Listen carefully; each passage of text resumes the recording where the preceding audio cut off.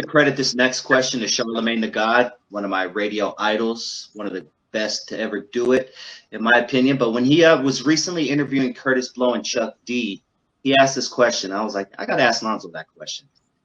What do you think hip hop lost when it went corporate, and what did it gain?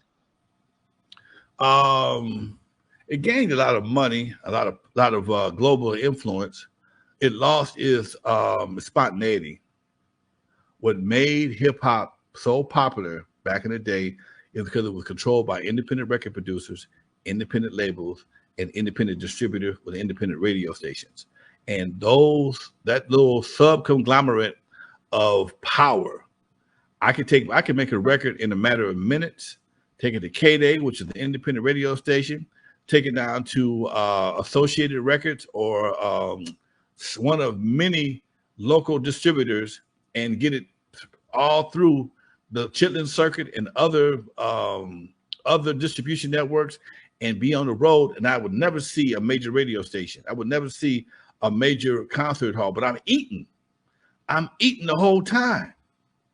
And that spontaneity got killed. Same thing with the CBS. We had Sony, and I'm used to making records. As soon as one record slowed down, I'd drop another one. And at Sony, we had to stand in line like everybody else. We had to stand in line behind Luther Vandross, Tina Marie, Marvin Gaye, whoever was on the label. We was behind them, and eventually dropped us. I mean, they would drop our records, but shit, everything we said in January is dead in January. It's dead by July. You know, you can't do a diss record on somebody in December and it come out in July. The feud is over with. You sound old as hell before it hit the streets. You sound dated. You still mad at them. You still mad at somebody. Everybody. This nigga doesn't apologize to everybody. Because the majors didn't understand the necessity for moving fast when it came to records, when it came to independence. They didn't understand how artists build careers on dissing each other. And the only way you can get a diss record, make it popular, is you had to respond immediately with your own diss record. And you can't do that waiting 6 months to get a release date. Can't do it. That makes a lot of sense. Although you got a pile of money, because it's like I explained this before.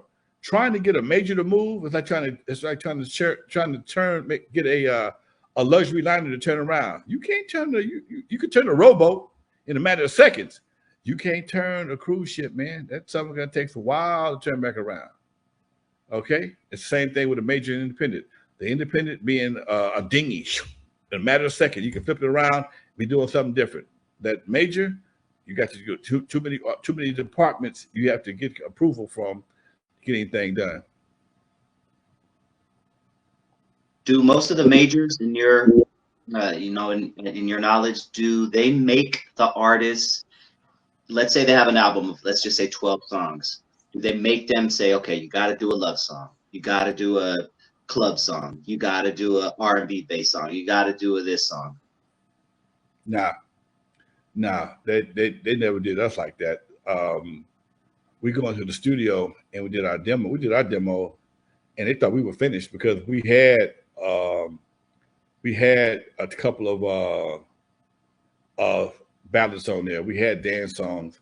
No, they don't really do it like that. I mean, they let the artist pretty much do what he's gonna do. The producer pretty much get to do what he wants to do on the project, because that's one thing. They don't really get involved in the creative aspect. At least back then they didn't, unless you just didn't bring them no heat. If you bring me some bullshit, I got to call somebody to help you out because you're gonna waste my money and make me lose my job. And that's the way the thing actually developed. Okay. Art Chavez has a good question. He says, Lonzo, artists in the East Coast started with live bands in the beginning of hip hop. Did any early West Coast artists follow the same pattern, or immediately went to making music with electronic devices? Out here, well, I'm gonna say this right here. Man, I feel like Afroman was ahead of the game with that. Was he? Afroman had one guitar. He didn't have a band. He didn't have a band till later on.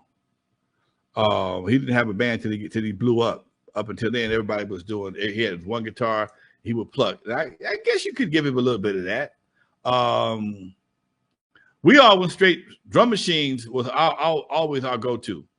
I never had a band. I had a band later on. I had bands at Eve After Dark that played, and we rapped.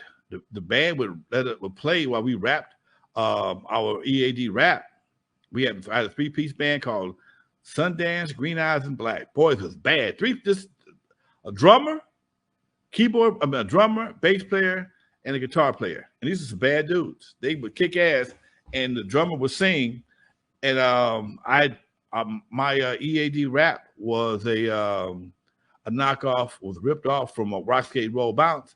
That's an easy ass bass line. So once Homeboy got the bass line, shit, we went on stage at Eve and we rocked that shit. We didn't record it, but we rocked it. But for the most part, LA, nah, man, because LA was still that's why I keep telling people. All while hip hop was West Coast was East Coast was claiming to be the birthplace of hip hop. It wasn't the same in LA in the 70s, man. We were still doo-wopping damn near. There was no all the bands in LA had 5 cats out front singing and dancing. That still goes on today. So nah, you might have somebody do a rap record, a band do a rap record, but for the most part, wasn't no rappers doing no live entertainment, no live performing. And every song I ever did until I got to Turn Off the Lights, it was all programmed with programmed drums, programmed keyboards, and then Bill and Will Rock and Frank came in and did some, and Bob Dog did some stuff on Turn Off the Lights. Yeah. Shout out to AK King, the king of pop. He says, bro, Lonzo is a wealth of information. He gives us the internal organs of not just West Coast hip hop, but hip hop in general. We are lucky to have him. And I'm glad we could give him his flowers, definitely, while you're here, Lonzo. This is information that, like we said before, in 50, 60 years, when we're no longer here, this is going to be the story. Otherwise, you would go down as the guy who hated hip-hop, and he was mentioned for 30 seconds in one of the biggest hip-hop movies of all time. Right. Here's the bad part. None of this shit won't go viral till I'm gone. None of this shit won't go viral. They get ready to tell my story. All this shit is gonna be viral. They're gonna start. I'm put all these stories together and come up with some shit. My name won't be mentioned in it, and my family won't get a dime, most likely. And I said it in 2025. So when it happens, hopefully in 30,020. Y'all know I was telling the truth.